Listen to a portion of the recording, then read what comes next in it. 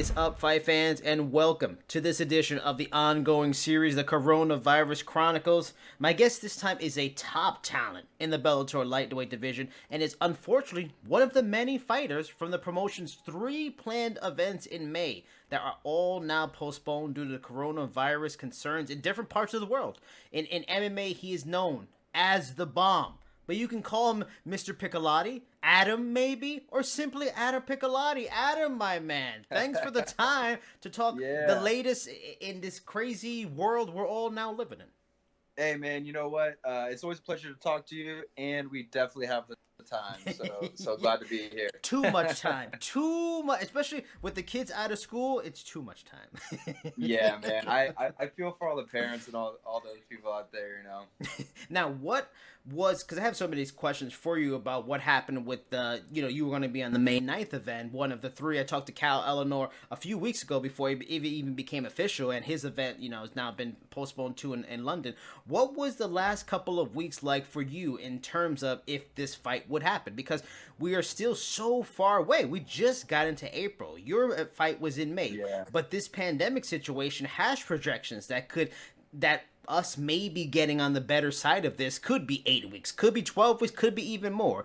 When I talked to Cal, who was set to fight in that London card, he didn't have a great deal of confidence about it happening. With your event earlier than his, about a week or so before, did you have confidence it would go through, or the situation around the world as it continues to seem to get worse and change and evolve, were you kind of getting like a pessimistic, mood about it and not feeling it was going to happen, and just start wondering, okay, when am I going to be rescheduled then?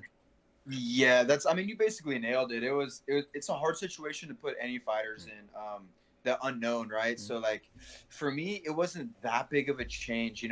I think for most fighters, this whole shelter in place hasn't been that big of a change, just because we don't go do 9 to 5s like most people do, but having events canceled like this, it's really big, and I think it's pretty obvious to some, but maybe not to all.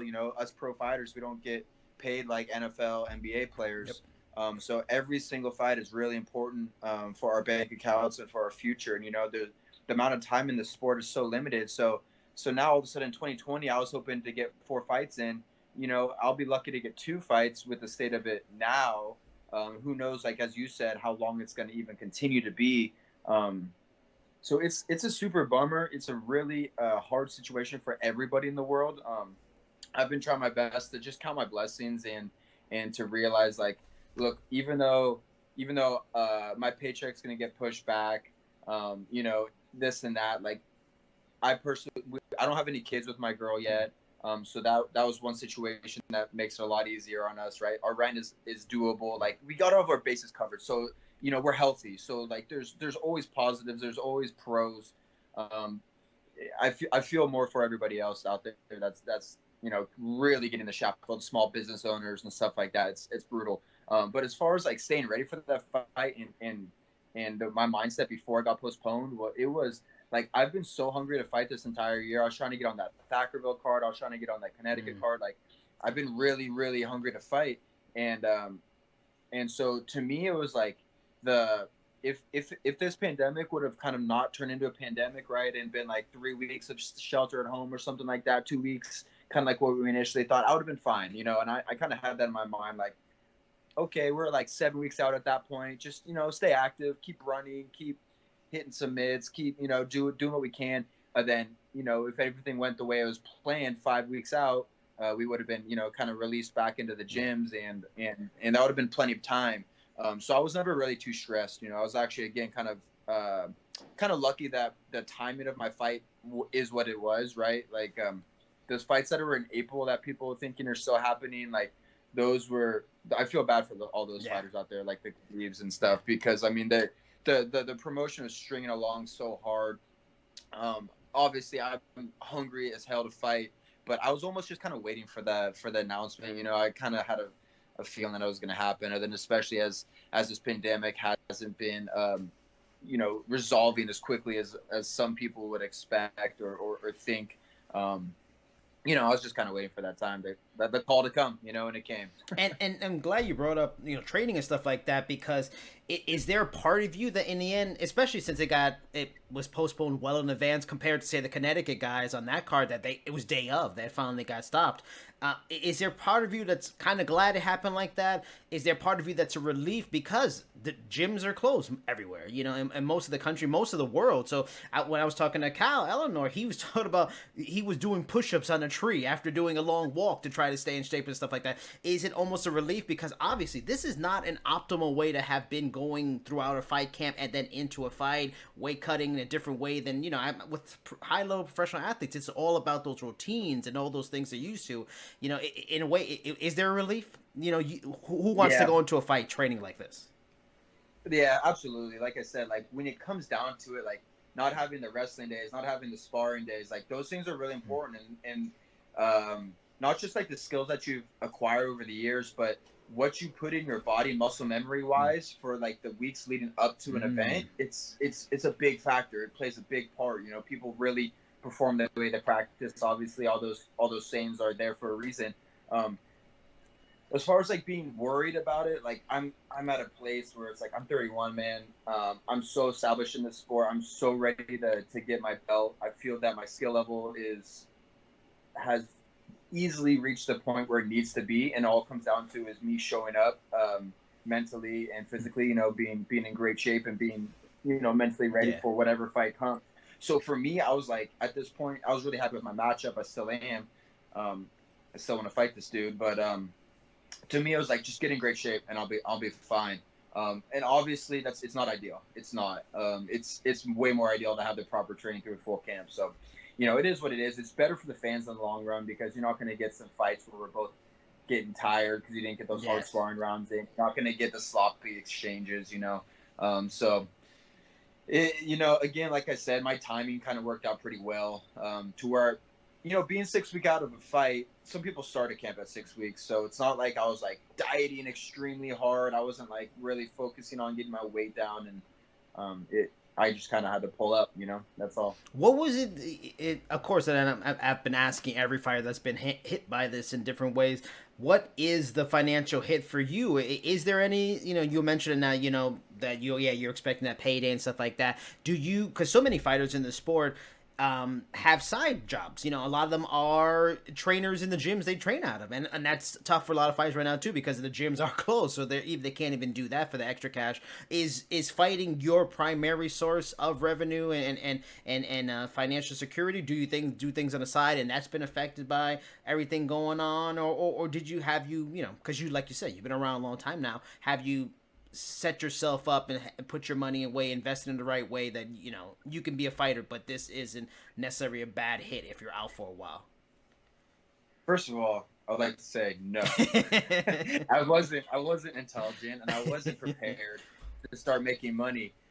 You know what? To be honest with you, that's something that I do want to get into in the future here, maybe after my career, is helping young fighters understand what to do when they start to receive these big checks. I was a big victim of the IRS and the U.S. government, and I didn't know how to play the game, and I got really screwed for it. I had wished I had hooked up with somebody a lot smarter in the tax department a long time ago. So basically, to this point, it's been catch up, making some money. Nothing smart, nothing saved. My day-to-day revenue, and that's another thing. I just signed a new contract, so this was supposed to be like the first fight on the rest of my life type of deal. So it's okay. It's just a speed bump. But in terms of the day-to-day, yeah, man, I teach private lessons. I teach classes. I'm always in the gym. It's like these are the things that not only help me make money day-to-day, like the gas money, the food money, but it helps keep my sanity, which everybody is fighting with, obviously. So yeah, man, it's absolutely affecting my day in and day out. There's certain things that I absolutely love about it. Like I get to spend all this time with my dogs, with my girlfriend. We've done a bunch of stuff at the house, like renovating and making stuff nice. I've been doing projects. I feel like a carpenter lately, So there's glass half full stuff to look at too. Yeah, financially, I think that's where everybody's taking the big hit. Good news being that because you're staying at home, you're probably not spending as much. If you're being smart with your food, that's basically it. Don't order too much crap online, and you should be cool. Also, they're supposed to be coming up with some sort of relief for independent contractors, which is us as fighters. So I think that's next week, if I believe, if I heard right. So I'm definitely going to be looking into that and trying to take advantage of all the help that they can give us. Independent contractors, we're kind of on our own, no unemployment and things like that. So it's definitely hard on the pocketbook. But the postponement of the fight that's really the big one for me. What has the communication been like with you and your management and Bellator especially since they postponed that event in Connecticut, and this has been an ongoing problem for everybody around the world? Have you heard from them and were told they were expecting the May events to still go forward, or was it kind of a radio silence? And when that press release went out about the events being postponed, that was also the same time you found out? Yeah, that's more so how it is. I actually heard from my manager who gave me a call. He's always in contact with Scott and all those guys. But, I didn't expect to hear from them first because they don't know what the hell they're doing either. Nobody does, right? Everybody's just up in the air like, oh, you hear some people, this is going to last 1 week tops. And you hear some people, it's going to last for a year. It's like nobody knows. We're trying to follow the experts the best we can, but it's really not like it's not like somebody's got the inside source. You know what I mean? So I don't expect much out of Bellator. I expect basically for them to do what they've been doing. I think they're pretty responsible in canceling the cards early enough. They paid out those fighters, as a lot of you guys know, from that Connecticut card, which was canceled on the same day. Makes me even more upset I wasn't on the card. But you can't expect anything from the guys. I just expect them not to do what the UFC is doing and try to drag it on for these fighters and make these fighters try to stress and stay in camp. Like, if I was still trying to stay in camp like this 4 weeks out right now, I'd be miserable. I'd be angry. I'd be upset and feeling like I'm not getting what I need. Even though everybody else is in the same boat, it's still that those emotions are still gonna override. So I've been really happy with Bellator as always. They're solid. And I'm glad you brought up the fighters getting paid in the Connecticut card, because MMA can be a harsh sport when it comes to payments for fighters. But we've gotten that report about Bellator paying guys. Supposedly UFC gave some compensation to the folks, the guys fighting in London, the girls fighting in London. Were you surprised that stuff happened? Because even in recent weeks, even in recent months, if fighters' bouts were canceled last minute for whatever reason, getting paid and getting something for that was pretty inconsistent. Some places did it sometimes, some places didn't do it other times. Was part of you as a fighter or in this sport for a long time, when you heard that, you're like, damn, I mean, that's good to hear, but I didn't expect that to happen. 100%. You never know, because this is the thing about drug testing and basically everything in our sport is nobody really has to do anything that they don't want to do from the promotion standpoint. Dana didn't have to bring in USADA, like there's like a minimum that these promoters got to cover, and then it's kind of like whatever they decide to do. So Bellator paying their guys out from that Connecticut card, like they didn't have to do that. There was no obligations to them. However, it was the right thing, so once again, Bellator doing the right thing, not surprising me, to hear that. I didn't even know about UFC paying London. That really surprises me. They maybe be trying to just catch up with the good clout that Bellator got, but yeah, it sucks because I knew it was a one-off. I knew they were only paying out that card, which is that's understandable. Yeah. Like, they can't be paying out all their fighters for the next 3 months just from nothing. So I kind of understand that part. But Bellator, it's Bellator being Bellator, you know what I mean? And I love it. That's why I fight for him. And it's interesting too, because I'm going to the idea of postponing, losing out on a fight like that. From what I could tell, in your career, at least 6 times in Bellator, you've had fights postponed. Where does this kind of a situation rank in terms of the difficult situation that is losing a fight when you expect it? Is in terms of dealing with this kind of thing, is this the best way personally you'd prefer? A month away, you can stop camp, you can stop paying for camp, you can maybe change alter plans, or do you kind of maybe on the other side, like a lot of fighters that really are liking UFC pushing hard and trying to get it into the last moment and try to make it happen, but in the end you're kind of unsure if it happens tonight? You could very well be let down the last minute, like the Connecticut guys. What would you prefer in a tough spot like this? Well in advance, or at least try it as hard as you can for the promotion to make it happen?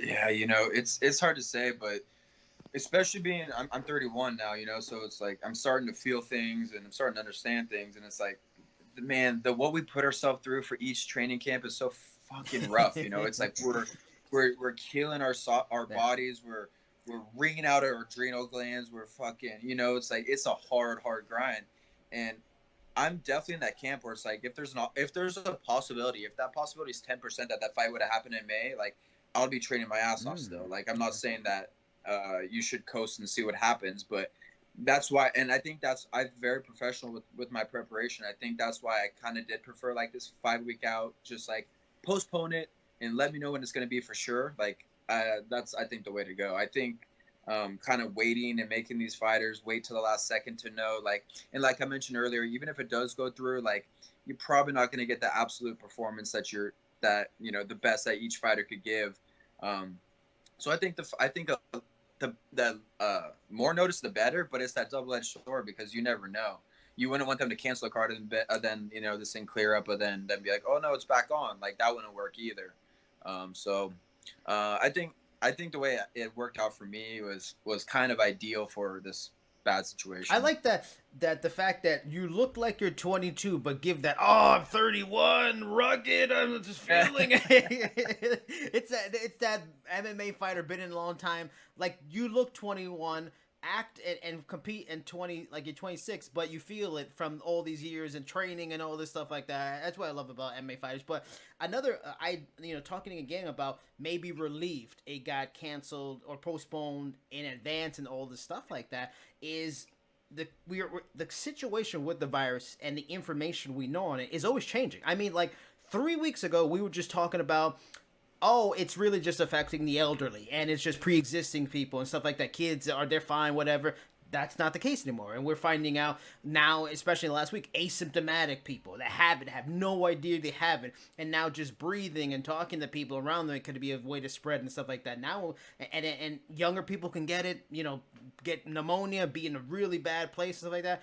In another way, has it been in the back of your mind at all as we continue to get more information, learn about how dangerous it can be when you were training, up until the last time you were training at the gym or training on your own, and is there that relief? Like, you know what, better off. I don't want to take the chance of maybe, even though I don't hope for it, I'm training with someone because I got to get in some kind of sparring or something like that on some level if I'm about to go into a fight, training with someone that might have it. Maybe I have it. I'm giving it to somebody, is that another part of the relief? Like, you know what, hearing all these things, yeah, let me just stop training and just be better out for everybody.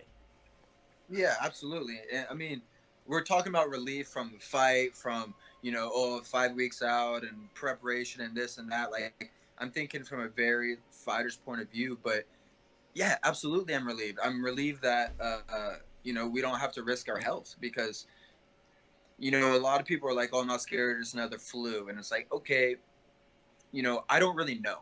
That's what it comes down to. I don't really know. And if there's a lot of people out there that are professionals that study this stuff and they do know, like, I'm just going to play it on the safe side and to not have to risk things because I'm about to go fight another trained fighter in so many weeks. It's better because you're absolutely right. I would be risking it. And the guy I'm going to fight would be risking it, and everybody on that card would be risking it. And then everybody would be mingling. That's against what they say is a good thing to do, Yes. and as much as frustration as I may feel, or some of us out there may feel with not being able to go to work, not being able to go to the beach and do whatever you want to do, not just like live our regular lives. So as much frustration as we may feel, we are, I mean, I'm speaking for the majority of us. We're not scientists. We're not, we're not experts in this field. Like that dude can't come up to me and tell me how to do an armbar. I'm not going to go up to him and tell him what a dangerous virus is and what isn't. That's the truth of the matter is I don't really know. I've felt the frustration over these weeks, as everybody has. But yeah, I'm just going to listen to them and stay safe. And that really is important with the not preparing for a fight, because you're absolutely right. We would have all thrown caution to the wind and been training full. What's the situation for you at home in California? I mean, I'm in the thick of it here in New York City, where it's really getting crazy. But for you, where you're at specifically, are you under a stay-at-home mandate? Have you been home for the most part for a couple of weeks now, not going out too much? What are you doing aside from you were training up until recently to keep yourself busy and keep your mental health strong and stay sane? What's it been like for you at home the last couple of weeks? Yeah. It's been we're in California, right? I'm in a little town called Half Moon Bay, if you guys don't know. So it's north of San Jose and it's south of San Francisco. And those two, Santa Clara Valley and San Francisco, are two of the hotbeds that are here in California. I think we're a little bit behind you guys in New York, but there are still definitely a good amount of cases here compared to some places in the country. Um, so, I mean, it is what it is. You know, like I said before, I'm trying to follow orders the best I can. Just kind of like staying home, staying active at home. The thing is, I'm surrounded by a bunch of this amazing scenery between the beach and the mountains and stuff like that. And we've been on lockdown, I think, the longest, or the stay at home, whatever you want to call it. And initially, we were staying at home, and people from all the other cities were coming in and going to the beach. And it was actually more crowded here than like even during the summer months, just because nobody was working. Yeah, so we were stuck, you know, between a rock and a hard place where you can't leave, but everybody else is coming into you. And you know, it was a kind of a gross situation, but they've gone through and they've like, you know, they're taking it more seriously now. All the parking lots are closed off, all the turnouts are closed off. I even heard about, you know, cops ticketing people in the residentials that, you know, have license plate registered somewhere else, stuff like that. So because all that's cleared up, it allows me to go to my local areas more. So that's what I've been doing. I've been walking the dogs. We've been going on runs. Just because we're not fighting, you know, I'm still going to stay active. Doing like home workouts, stuff like that. Is there a part of you when these people are showing up? Because even myself, I've noticed here and how bad it is here. Too many people out, and it annoys me in a way. Is there part of you that's like considering that area was a hotbed, and you're like, get the fuck out of here! Why are you people here? Get out of here! Damn it, people are stupid. Is there a part of you that was like that? Oh yeah, 100%. And the culture of the town I grew up in, you know, we're on the coast, right? It's a small one road town, two ways to get in, two ways to get out. And so there's always been like a local presence, you know, that happens many times with small surf towns, especially. So there's always been this locals only thing, which I've always been kind of like, you guys are lame, you know. It's like, do you never go on vacation? Like, do you never want to anywhere else? Like, you know, so there's always been like this undercurrent theme and feeling here in the town. But now that it's like mandated, like I'll tell you what, all the locals are freaking loving it. I feel that frustration every day though. Like I said, we're in a little tourist town here on the coast, and one way in, one way out, basically on either side of it. And so during months like Christmas tree months, there's a bunch of Christmas tree farms out here. A million idiots coming to town during summaries, you know, nice weather, a bunch of idiots coming to town. And it is what it is, you know. So I kind of deal with that on the regular. So I'm pretty. I could just picture you and the girlfriend in the morning having some breakfast, having a little coffee, like, oh, fucking idiots are here again. Here we go. Starting again. Yeah, not a rare conversation. Now, we talked about it a little bit. You mentioned in terms of what the UFC do, but I wanted to get your thoughts on the situation, how the sport and promotions have handled the whole thing in general. You know, Bellator postponed the Connecticut show, like we talked about, on the day of.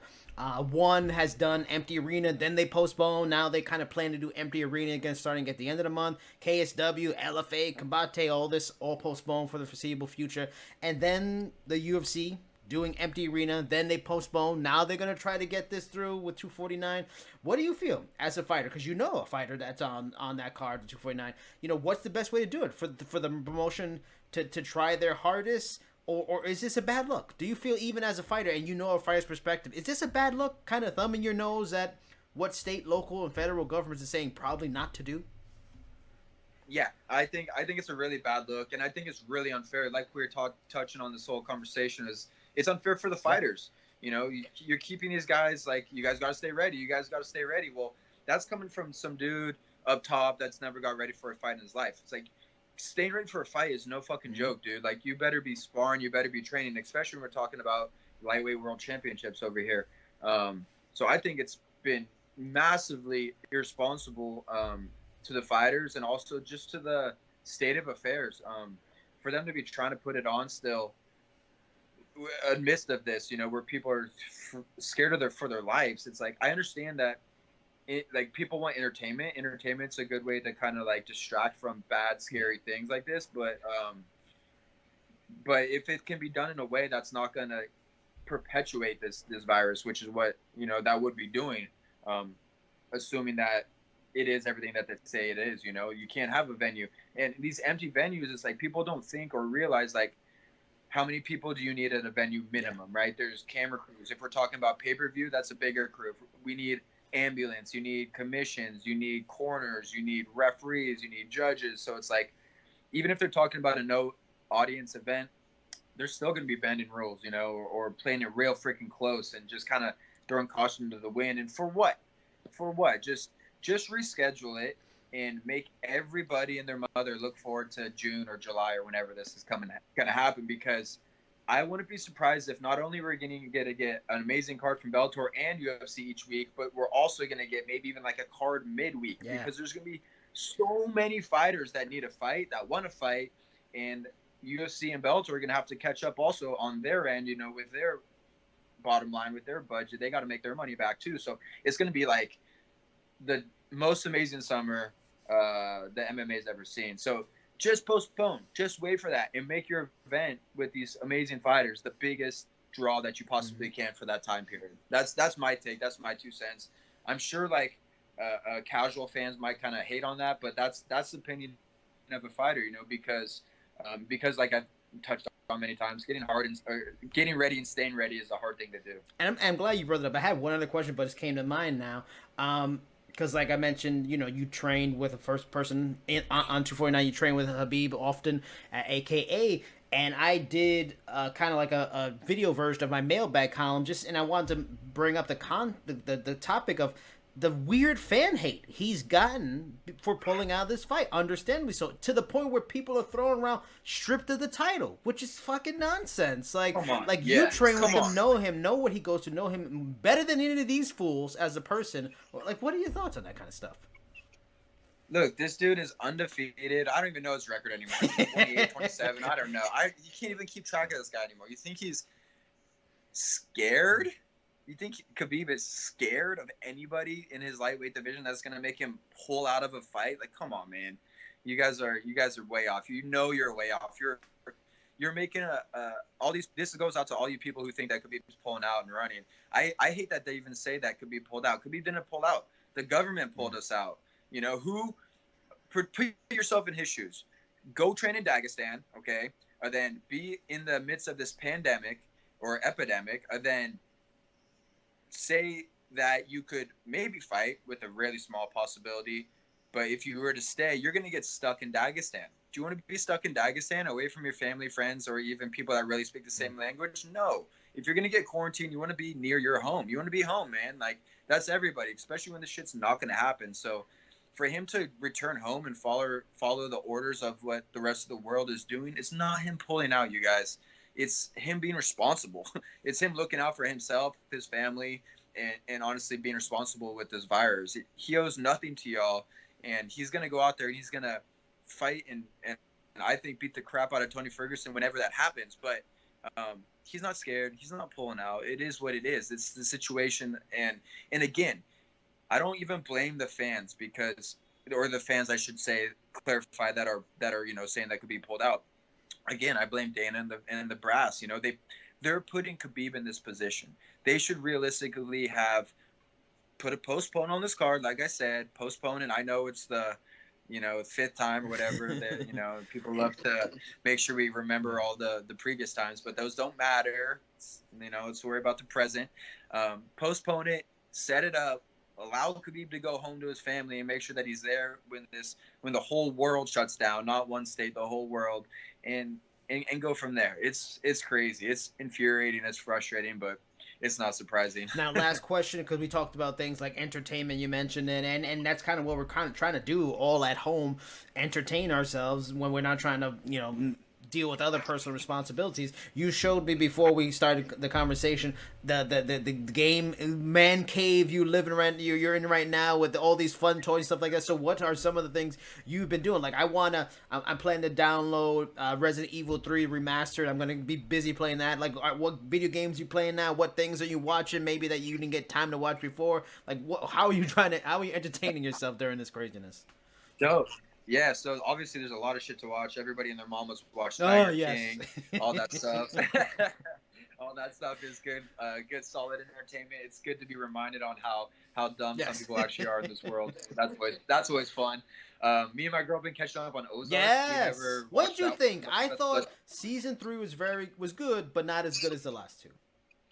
That's what I've been hearing. I'm only on season Okay. 1 still. Like we literally like just started. We're like halfway through, maybe towards the end of season 1. But that was one that's gotten a lot of hype, great and show. I actually am really enjoying it. Yeah, great show so far.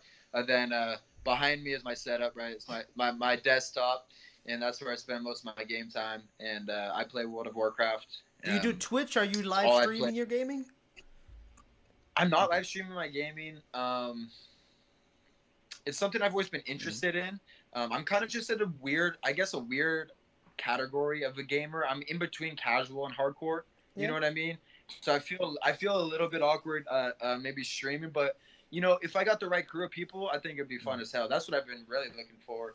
So if any of you guys out there play World of Warcraft, hit me up for real. I'll play with you guys like every night, 10 p.m. on Pacific time. But yeah, just hit me on my IG or whatever, and we'll get going. That's I've tried to get into some other games, and I'm a gamer at heart, but I always fall back to Warcraft, so it is what it is.